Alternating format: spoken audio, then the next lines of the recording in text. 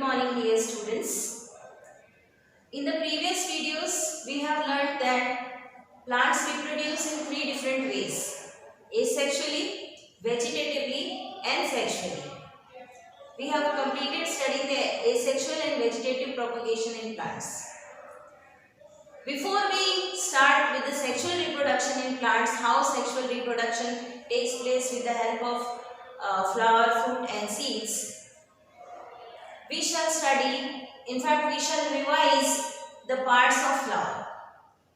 We know that flower is the reproductive part of the plant, whereas leaves, stem and roots are vegetative parts. Flowers can be of two types: unisexual flowers and bisexual flowers. They are classified on the basis of whether the male and female reproductive parts are present single or both. So in unisexual flowers, there is only either male part or female part. That means either stamen is present or pistil is present, carpel is present, right? So these kind of flowers, they are called unisexual flowers. We can also call them incomplete flowers because one of the four parts is absent in this. Then bisexual flowers, both male and female parts, the stamen and the carpel, both are present in the same flower. Examples of unisexual flowers are papaya, watermelon, etc.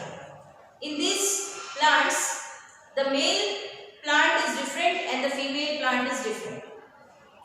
The fruits grow only on the female plant.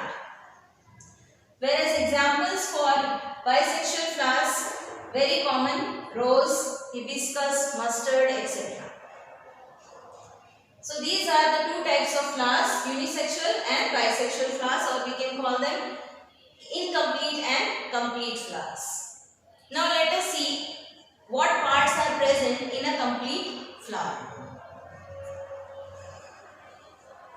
Starting from the outermost wall, you can see a green leaf-like structure. In the bud stage, the bud is covered, all the internal parts of the flower are covered with the green sepals. Sepals may be jointed or separate. Mostly they are 5 in number or maybe more also. They are green and leaf-like, and the main function is to protect the flower in the bud stage, to protect the internal parts, that is the petals, stamen and anther.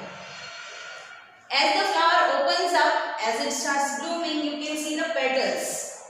Petals are the most beautiful parts of the flower. They are usually colored. They contain nectar. These help in attracting the insects. The insects, they come to the flower to collect the nectar, and as a result they also carry the pollen grains with them. Hence insect pollination also can take place. So the second part from the outer side is the petal. Then we have stamen. Stamen is the male reproductive part of the flower.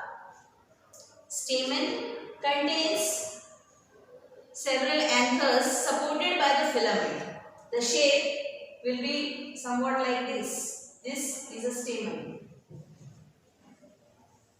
This is anther, and this thread-like structure is filament. The number of stamens vary in different plants.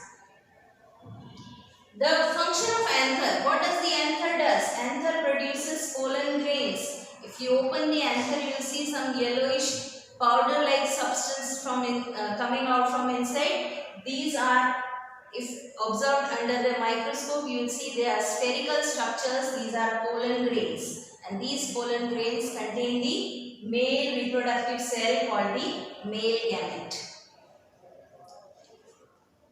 When pollination takes place, the male gamete or the pollen grain, it is transferred to the stigma of the other flower or the same flower.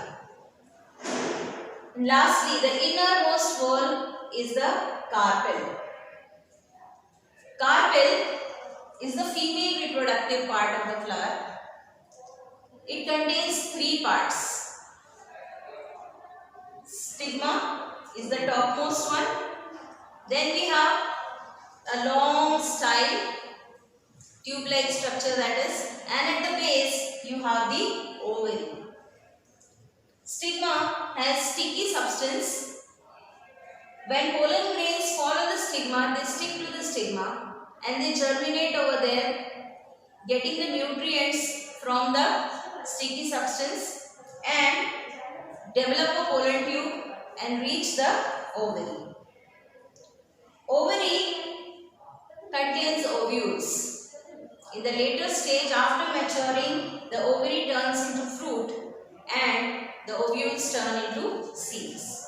So, children, these are the parts of the complete flower. Sepal, which protects the flower in the bud stage. Petal, which is colorful and attracts the insect.